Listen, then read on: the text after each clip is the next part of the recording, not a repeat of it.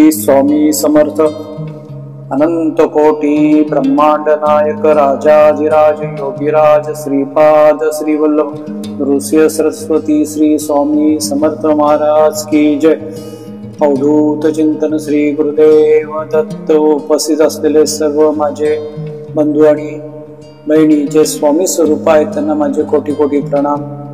आणि जे कोणी स्वामीच्या स्मरणामध्ये जे छोटे सूक्ष्म जीव जे आहेत, वनस्पती आहेत, सर्व जे उपस्थित असतील ते सर्वांना माझा प्रणाम। आजचा विषय म्हणजे काल आपण आनंद म्हणजे काय आपण काल बघितलं, त्याचाच आता पुढचा हा भाग आपण आता बघतो आहोत की आपण आता कितीही तुम्ही म्हणजे कसं असतं, तुम्ही मला सांगणं सोपं असतं दादा, वागणं खूप अवघड असतं, बरोबर आहे, त्याला मी ऍग्री करतो। पण आपण लहानपणापासून स्वतःला तशा पद्धतीची सवय लावून टाकलेली आहे। आपलं बालपण जसं संपलं तसं आपण दुःखी व्हायला सुरुवात करून टाकतो, कारण आपण आनंदाच्या शोधामध्ये फिरत राहतो आणि जेवढं आपण आनंदाच्या शोधामध्ये फिरतो तेवढा आनंद दूर दूर निघून जातो, तेवढा आनंद दूर दूर निघून जातो। जेवढं तुम्ही सुखावर प्रेम कराल, जेवढं तुम्ही सुखावर प्रेम कराल तेवढं तुम्ही दुःखी व्हाल। दुःख काय आहे? दुःख एक छाया आहे, सुखाची छाया। बघा ना, उन्हात उभं राहिलं की आपली सावली आपल्यापेक्षा मोठी असते, झाडाची सावली झाडापेक्षाही मोठी असते, प्रत्येक वस्तूची सावली ही तिच्यापेक्षा मोठी असते। आणि दुःख हे सुखाची सावली आहे। जेवढी सुखाची इच्छा मोठी तेवढीच दुःखाची सावली त्यापेक्षाही मोठी असते। बघा, झाड जेवढं मोठं तेवढी त्याची सावली त्याच्यापेक्षाही मोठी असते। तसं जेवढं सुखाची इच्छा जेवढी मोठी आहे तिच्यापेक्षा जास्त मोठं दुःखाची सावली। तुम्ही सुखाच्या मागे कितीही पळा, सुख तुम्हाला कधीच सापडणार नाही, शेवटी तुम्हाला निराशा पदरी पडते।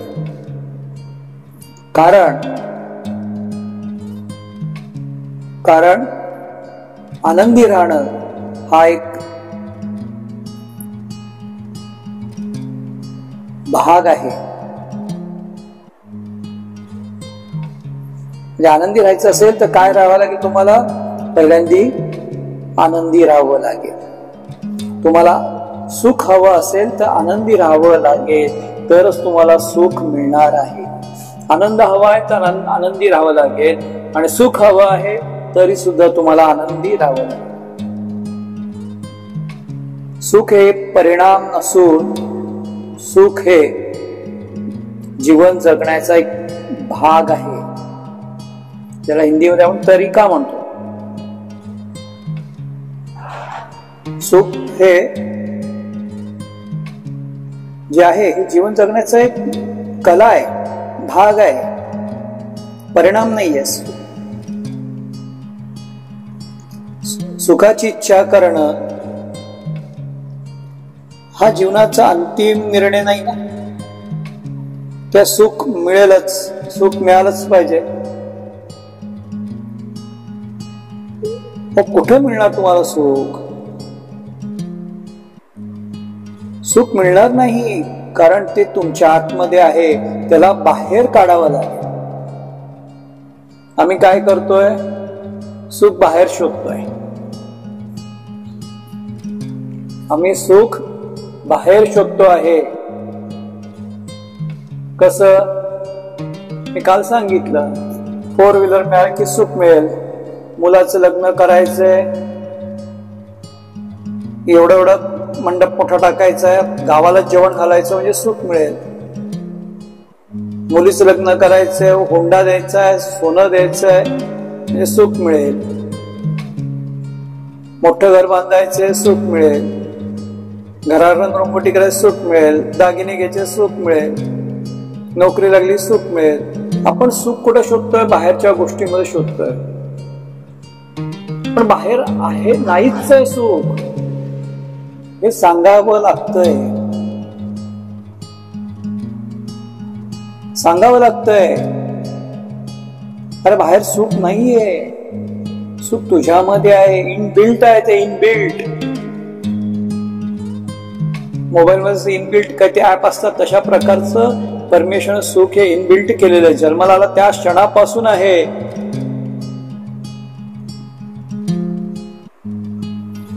आणि जवळ असून म्हणजे तुझं आहे, तुझं पासी बरी जागा चुकलासी, तसा प्रकार आहे. आपल्या जवळ आपलं असून सुद्धा आपण काय करतोय? शोधत शोधत फिरतोय. जसं ते मृगजळाच मृग असतो, कस्तुरी मृग, त्याच्या नाभीमध्येच कस्तुरी असते आणि त्याला सुगंध वास येतो आणि त्याला वाटतं कुठून बाहेरून येतोय, आणि त्या कस्तुरीच्या सुगंधासाठी तो पळतो. जेवढा पळतो तेवढा त्याला घामाने अजून सुगंध येत राहतो. पण शोधत राहतो, कुठून येतोय, कुठून सुगंध येतोय, कुठून सुगंध येतोय. पण त्याला कळत नाही, सुगंध बाहेरून कुठूनच येत नाहीये, त्याच्या नाभीतूनच येतोय. ते सुगंध त्याच्या नाभीत स्वतः जवळ आहे आणि तो वेड्यासारखा दुसरीकडे शोधत फिरतो. तशा कस्तुरी मृगासारखी आपली अवस्था झालेली आहे. सुख आपल्या अंतरीत आहे, स्वतःमध्ये आहे, आणि आपण सुख शोधत फिरतोय. मग सुख मिळणार कुठं आणि कसं? बाह्य गोष्टीमध्ये सुख जर मिळालं असतं तर माणूस आनंदी झाला असता. सांगा ना, तुमच्या घरात सर्व काही आहे तरी सुद्धा तुम्ही दुःखी आहात. तुम्हीच काय, सगळं जग दुःखी आहे.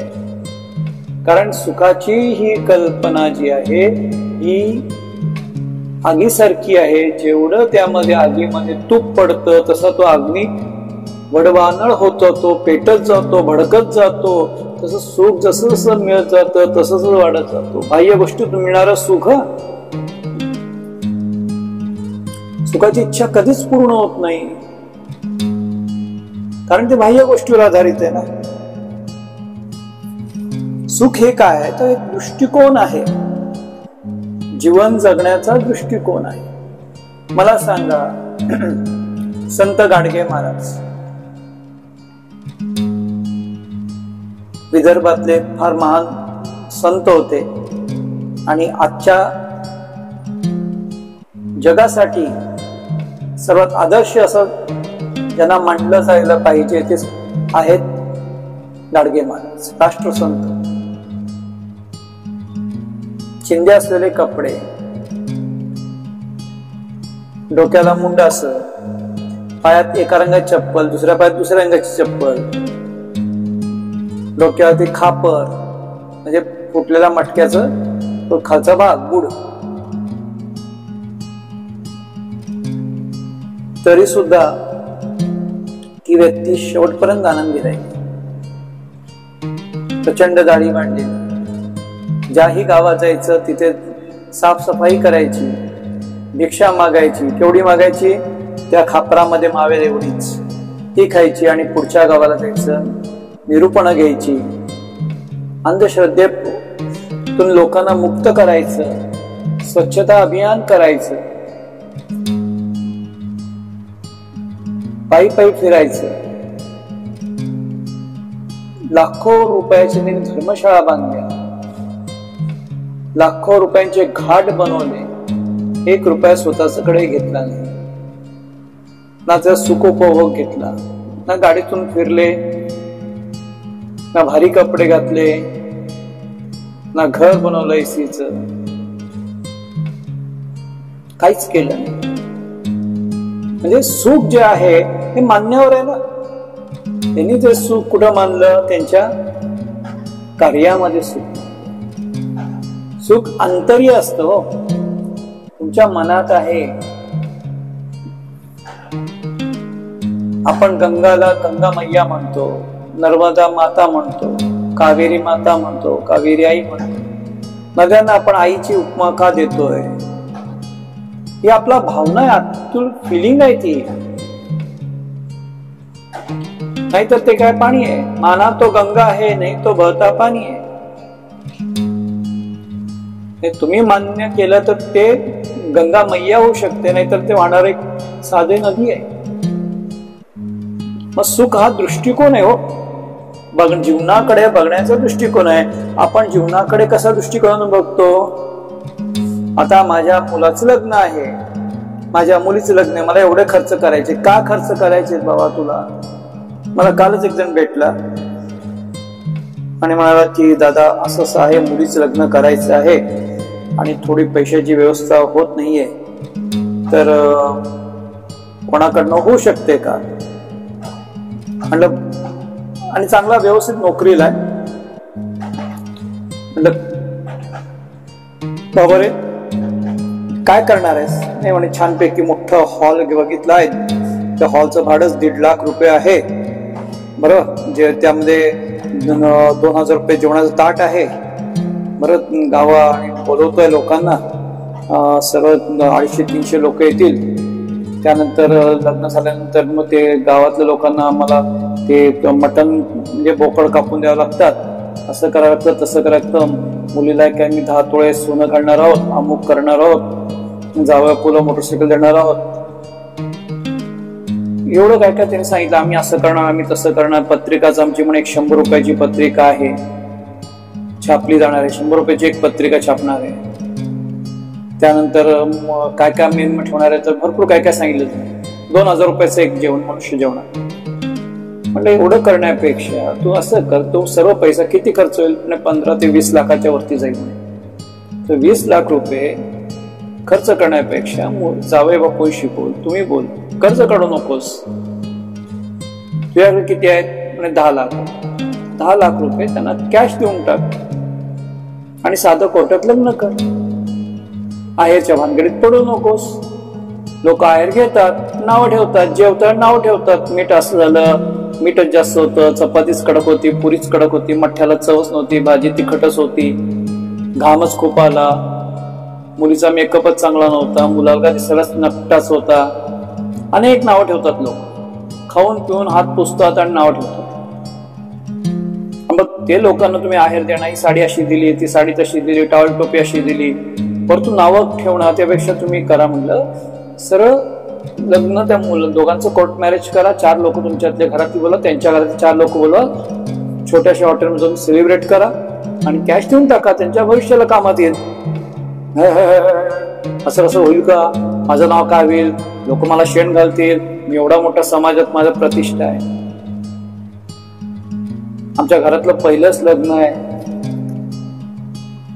मला सांगा, त्या माणसाला 2 मुली आहेत, 40-45 लाखाचा तो माणूस जाणार. पहिल्यांदा म्हणतो पहिल्या मुलीचं लग्न, शेवटी काढणार दुसऱ्या माझ्या शेवटच्या मुलीचं लग्न. शोध कशात, आनंद कशात शोधतोय तो? या खर्चामध्ये शोधतोय. माझ्या मुलीला चांगलं स्थळ मिळालं, निर्व्यसनी स्थळ मिळालं, कष्टाळू मेहनती मनुष्य मिळाला, तिच्या चांगलं संगोपन करेल, तिची काळजी घेईल असं स्थळ मिळालं, याचा आनंद त्याला होण्यापेक्षा मी कशा प्रतिष्ठित आहे, मी कशा समाजात मोठा आहे दाखवण्याचा प्रयत्न असतो. म्हणजे आपण काय करतोय? आनंद कुठं शोधतोय? बाह्य गोष्टीमध्ये. बाह्य गोष्टीमधला आनंद हा क्षणिक असतो. बघा ना, पाणीपुरीचं खाल्ल्याचा आनंद किती क्षण टिकतो? पाणीपुरी तोंडात ते 6 पुऱ्या पोटात जाईपर्यंत आणि तिथून फक्त 5 मिनिटं तोंडात चव राहते. त्यानंतर आनंद मिळतो का? नाही राहत आनंद. तो खाईपर्यंत आणि नंतर 5 मिनिटं एवढाच आनंद असतो, तो क्षणिक असतो ना. मग क्षणिक आनंदासाठी आपण दुःख का मोठं करून घेतो? तो क्षणिक आनंद असतो छोटा, पण ती छाया दुःखाची फार मोठी असते हो. म्हणून बाह्य गोष्टीतला आनंद शोधणं सोडलं पाहिजे, दृष्टिकोन बदलला पाहिजे. आनंदात जगणं ही कला आहे, जीवन जगण्याचा तरीका आहे, पद्धत आहे. बघा ना तुम्ही आजूबाजूला बघा, निसर्गाकडे बघा.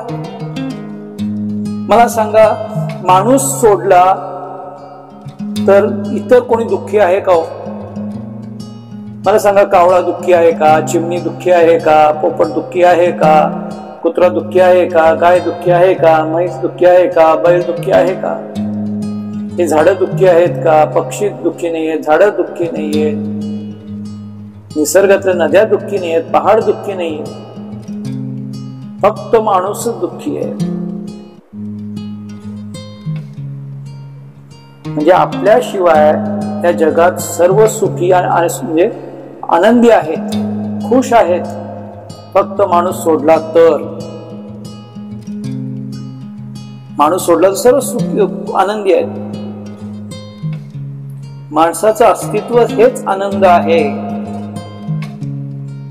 माणसाचं अस्तित्व, आपण मनुष्य देहामध्ये आलो, हाच मोठा आनंदाची गोष्ट आहे. आपण तेच विसरून जातो. कुत्र्याला बोलता येतं का हो? झाडाने एका ठिकाणी दुसऱ्या ठिकाणी जाता येतं का? पक्ष्यांना हाताने खाता येतं का? गाईला आपलंच दूध पिता येतं का? आपल्याला सर्व गोष्टी करता येतात. मनुष्य देह प्राप्त झाला हेच मोठं आनंदाची गोष्ट. हे शाश्वत उत्सव आहे, हा समारंभ आहे की मनुष्य देह मला प्राप्त झाला. पण अर्ध आयुष्य बालपणीचा काळ सोडला तर पूर्ण आयुष्य आपण दुःखामध्ये काढतो. म्हणून आपण काय म्हणतो, बालपणीचा काळ सुखाचा. बालपण देगा देवा, मुंगी साखरेचा रवा, असं म्हणतो की नाही आपण? का बरं लहानपण आपल्याला चांगलं वाटतं की नाही? कारण त्या लहानपणामध्ये आपण शाश्वत आनंद घेत होतो. आपण आनंदाच्या पाठीमागे पळत नव्हतो. सुखाच्या अपेक्षा आपल्या बाह्य वस्तू नव्हत्या. जे मिळेल त्यात सुख होतं. आईने भाजी भाकरी केली त्यात सुद्धा सुख होतं. आईने फाटके कपडे घातले तरी त्यात सुख होतं. आईच्या जवळ चिटकून झोपलं तरी सुख होतं. आईच्या मांडीवर झोप छान यायची. आईचा हात पाठीवरनं फिरला की सुख मिळायचं. दिवाळीत आईने आंघोळ घासून घातली की आनंद वाटायचा. डोक्याला आईने तेल लावलं की आनंद. म्हणजे प्रत्येक छोट्या गोष्टी, बाबाने चॉकलेट आणून दिलं तरी खुश होती. पार्लेचं चॉकलेट मिळायचं, लिंडेटच्या गोळ्या मिळायच्या, श्रीखंडाच्या गोळ्या मिळायच्या, गटागटच्या गोळ्या मिळायच्या, 5 पैशाला 4 कोट्या मिळायच्या, 10 पैशाला भवरा मिळायचा. त्यात सर्व आनंद होतं. लहानपणामध्ये सर्व आनंद होतं, कारण त्या बाह्य गोष्टींमध्ये आनंद नव्हता. आपण शाश्वत आनंदामध्ये जगत होतो. पण जसं आपल्याला कळायला लागलं, ज्ञान प्राप्त झालं, तसं आपण काय करतोय, बाह्य गोष्टींमध्ये आनंद शोधायला लागलेलो आणि त्यामुळे आपण दुःखी होत चाललो. बघा आजूबाजूच्या निसर्गाकडे बघा. एक प्रत्येक झाड एक सुंदर आनंदी वृत्ती आहे. तुम्हाला झाड रडताना दिसतं का हो? हवेबरोबर डोलताना दिसतं, पावसात भिजताना दिसतं, उन्हामध्ये तपताना दिसतं. त्यावरती पक्षी येतात, बसतात, खातात, पितात, चिवचिवाट करतात, किलकिलाट करतात, किलबिल करतात. फळ आले की तो फळ निर्माण करतो, फळ आपल्याला देतो, सावली देतो, थंड वारा देतो. आणि माणूस सोडला तर सर्वजण एक सुंदर अशा आनंदी जीवन जगत असतात, उत्सव करत असतात, आनंदाचा उत्सव जगत असतात.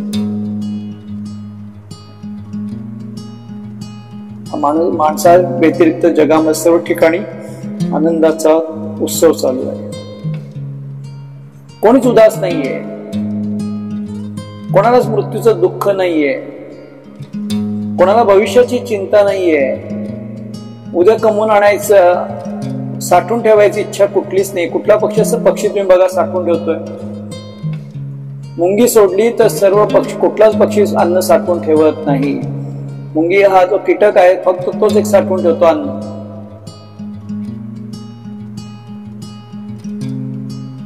पण तो पण अविरत कष्ट करतो. दुःख कोणीच करत नाही हो. त्यांना कोणाला उदासी नाहीये, कोणाला मृत्यूचं दुःख नाहीये.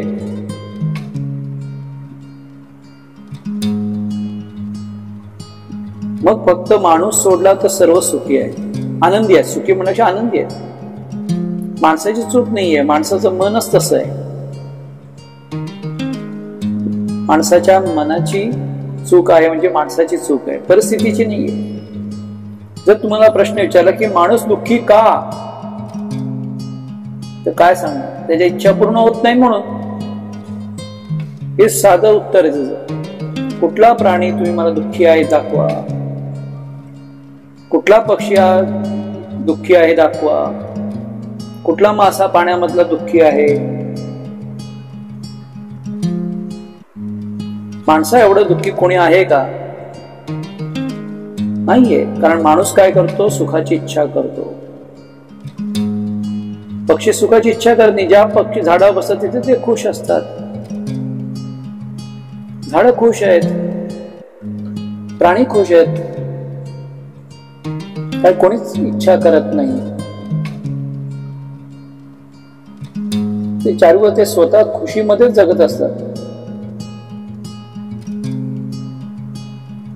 जर आजूबाजूला जर निसर्गामध्ये सर्व आनंदी आहे, मग आपणच का दुःखी?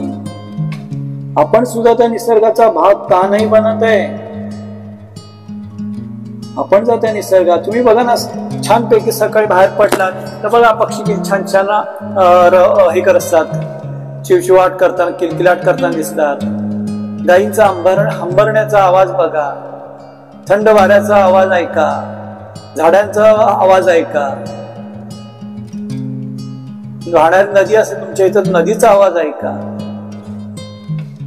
शेतामध्ये जाता तर शेतातल्या पिकांकडे बघा, किती सुंदर निसर्गामध्ये आनंदी आहे प्राणी. आपल्या चारीबाजूचा आनंद आहे, पण आपण काय करतोय? आपण त्यांचा हिस्सा बनत त्यांच्यापासून वेगळं राहतोय. आपण भविष्यात चाललो असतो, पुढे काय होणार, पुढे काय होणार, पुढे काय होणार. अरे पुढचं पुढं आज तरी जगून घे बाबा. अरे आत्ताचा शेवट तुझा शेवटचा असेल तर उद्या काय जगणार तू? पुढचं काय बघतोयस? आजचं जगणं सोडून देतोयस आणि पुढे जगीन, पुढे करेन. काही लोक असतात, नाही आता नाही जमत, आता माझी इच्छा नाही, आता माझा मूड नाहीये, उद्या मी करेन, उद्या मी करू. अरे उद्या कोणी बघितलं? आयुष्यात उद्या येतच नाही. अरे वेड्या, आयुष्यात उद्या येतच नाही कधी. आहे तो आजचा क्षण आहे, तो जगून घ्या. आणि आजच्या क्षणाला आपण काय करतो? नाही, माझा मूड स्विंग होतोय, मला असंच वाटतंय, मला जमतच नाहीये, माझी इच्छाच होत नाहीये, मी उदास आहे. मग जगणार कधी? उद्या बघू. हा उद्या आलाच नाही तर रात्री रात्री टपकलाच तर काय करणार? उद्याचं उद्या राहून जाईल. भविष्यात जगण्यापेक्षा आता वर्तमानात जगायला शिका. आहे तो क्षण आपल्याला छानपैकी सर्वांबरोबर मिसळून जगा. त्या पक्ष्यांसारखं राहा. पक्षी कोणाची काळजी करत असतात का? नाही काळजी करत असतात. आणि मला एक सांगा, तुम्ही काळजी केल्याने तुमचे प्रॉब्लेम सॉल्व्ह झालेत का हो? जगात काळजी केल्याने प्रॉब्लेम सॉल्व्ह झाले, समस्या सुटल्या असं सांगणारे एकतरी व्यक्ती मला दाखवा. काळजी केल्याने समस्याचं निवारण होत नाही. समस्या निवारण करण्यासाठी योग्य ते निर्णय घेऊन काम करावं लागतं, तर समस्यांचं निवारण होतं.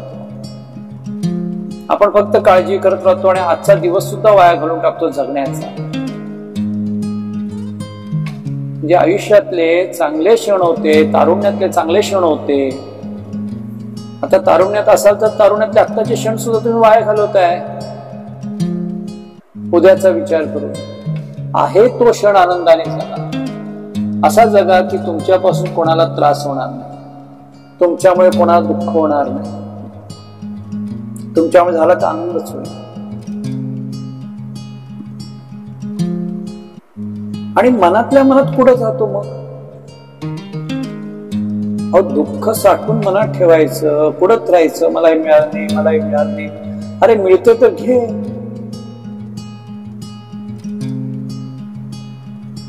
मग त्यात जे सहज मिळतं ना त्यामध्ये मग नखरे असतात.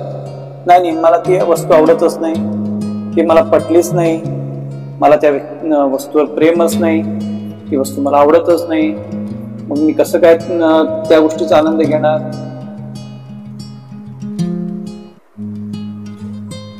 मग जगणार कधी? आपण जगणंच राहून जाते आपलं.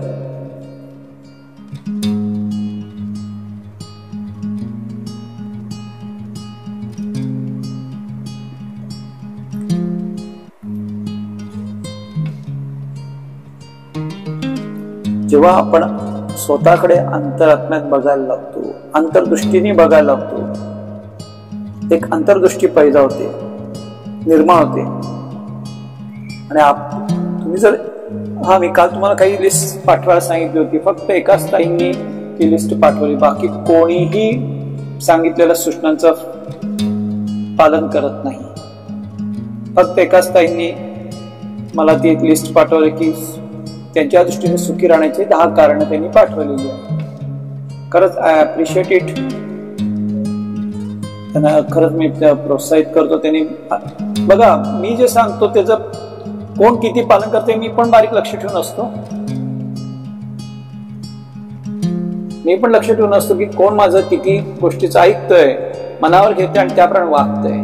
फक्त एकच ताई मला जाणवल्या की त्यांनी प्रामाणिकपणे ते 10 मुद्दे पाठवले की मला हे जीवनातल्या या गोष्टीतून आनंद निर्माण होईल. तुम्ही ह्या कारणाने ऐकता, त्या कारणाने सोडून देताय, पण ठीक आहे, ती पण गोष्ट चांगली. कानात थोडे शब्द तरी चांगले पडतायत, दृष्टिकोन तर बदलतोय.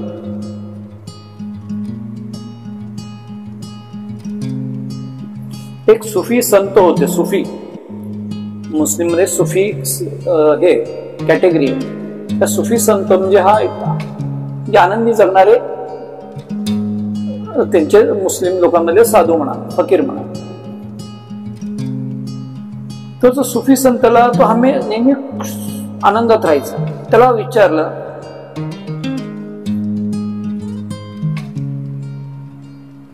किंवा एवढं 60-70 वर्ष तुला आम्ही बघतो आहोत, पण तुम्ही मला कधी दुःखी दिसला नाही, तर तुमच्या आनंदी राहण्याचं राज काय, कारण काय? तर त्यांनी एक सांगितलं की मला आनंदी राहण्याचं काही रहस्य नाहीये. जेव्हा मी रोज सकाळी उठतो, 5 मिनिटं ध्यान करतो आणि स्वतःला सांगतो, हे ऐक, आता 2 जीवनातील शक्यता आहेत. स्वतः सांगतो तो सुफी संत सांगतो की मी रोज सकाळी उठल्यानंतर स्वतःला सांगतो, ऐक, 2 शक्यता आहेत. एक तर तू दुःखी होशील, या एक तर तू आनंदी होशील. तू निवड स्वतःला काय हवंय ते. आणि मी निवडतो आनंदी राहण्याचं, आणि त्यामुळे मी दिवसभर आनंदी राहतो. असे 60-70 वर्ष झाले मी आनंदी राहतोय. म्हणजे आनंदी राहायचं की दुःखी राहायचं हे आपण निवडावं. ह्या गोष्टीतून आपल्याला कळतं. म्हणजे विकल्प उघडे आहेत, ऑप्शन्स उघडे आहेत. आनंदी राहायचं आहे की दुःखी राहायचं.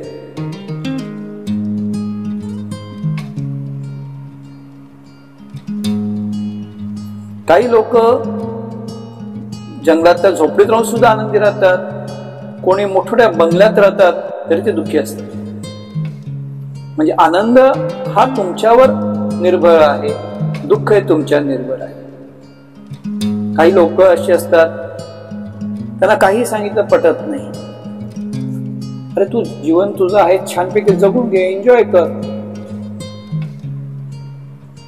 मनातल्या कुठल्याही अतृप्त इच्छा ठेवू नकोस. नाही नाही नाही, उद्या करेन, उद्या बघू, असं करून ते पुढे ढकलत जातं. आणि आजचा क्षण दुःखात घालवतो. अवधूत चिंतन श्री गुरुदेव दत्त. अनंत कोटी ब्रह्मांड नायक राजाधिराज योगीराज श्रीपाद श्री वल्लभ नृसिंह सरस्वती श्री स्वामी समर्थ महाराज की जय.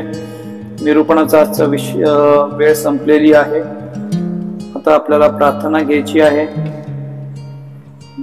तर सर्वांनी सरळ बसायचंय, डोळे मिटायचे, हात जोडायचे आणि सर्वांसाठी मनोमन प्रार्थना करायची आहे. श्री गणेशाय नमः. सर्वे भवन्तु सुखिनः, सर्वे सन्तु निरामया, सर्वे भद्राणि पश्यन्तु मा कश्चित् दुःख भागवते.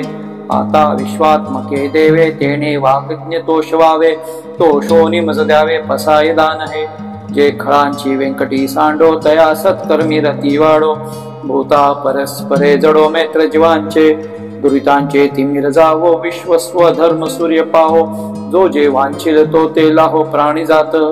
हे स्वामी समर्था, सर्वांना चांगली बुद्धी दे, आरोग्य दे, सर्वांना सुखात आनंदात ऐश्वर्यात ठेव. सर्वांचं भलं कर, कल्याण कर, रक्षण कर. तुझे गोड नाम मुखात अखंड राहू दे. ज्या पालकांनी आमचे पालन पोषण केले, आमचे रक्षण केले, त्या पालकांचे आभारी आहोत. ज्यांच्या प्रेमाने आणि प्रेरणेने पुढे जात राहिलो, त्या नातेवाईकांचे, मित्र परिवारांचे, शिक्षकांचे मंगल कर. त्या सर्वांना सुखी आणि सुरक्षित ठेव. सर्वांचे कल्याण. स्वामी आजवर सांभाळले, भविष्यातही सांभाळा. आतापर्यंत जपले, भविष्यातही जपा. आतापर्यंत जसे दिले तसे देत राहा. जोपर्यंत हा श्वास आहे तोपर्यंत तू माझा आहेस, तुझा एकमेव आश्रय आहे. स्वामी दया करा, सर्वांना आनंदी ठेव. आम्हाला एकमेकांवर मनापासून प्रेम करण्यास मदत कर. अनेक गैरसमजांवर मात करण्यास आणि क्षमा करण्यास सक्षम बनव. माझ्या सर्व कुटुंबाला, मित्र परिवाराला, नातेवाईकांना सुखी, आनंदी व भक्तिवान कर. आणि जे निरूपण ऐकतायत त्या सर्व तुझ्या स्वामी रूप भक्तांना सुखी, आनंदी आणि त्यांच्या इच्छा पूर्ण करून द्या, मनोकामना पूर्ण कर. आणि सर्वांनी स्वामींचे असंच आभार मानायचे. आणि जे ध्यान वर्गाला आहे 10:30 आपण ध्यान वर्ग सुरू करणार आहोत, तर तो व्यवस्थित 10:30 उपस्थित राहायचं आहे. अभिजित दादा, तेव्हा सर्वांना ऑनलाईन घ्या. आणि जे रुद्राक्ष पाठवलेला आहे तो देवपूजेत ठेवायचा. एका वाटीमध्ये तांदूळ घ्या थोडेसे, आणि त्यात म्हणजे तांदूळ असे घ्या की त्यात किडे बिडे लागले नसावेत. थोडेसे एकदम 10-12 दाणे असले तरी चालतील. आणि त्यावरती रुद्राक्ष ठेवा. आणि जेव्हा जेव्हा तुम्हाला काही संकट, अडचणी किंवा कुठं चांगल्या कामासाठी तर त्यावेळी तो धुवून व्यवस्थित एका पाण्याच्या ग्लासमध्ये बुडवून ठेवायचा 7 मिनिटं.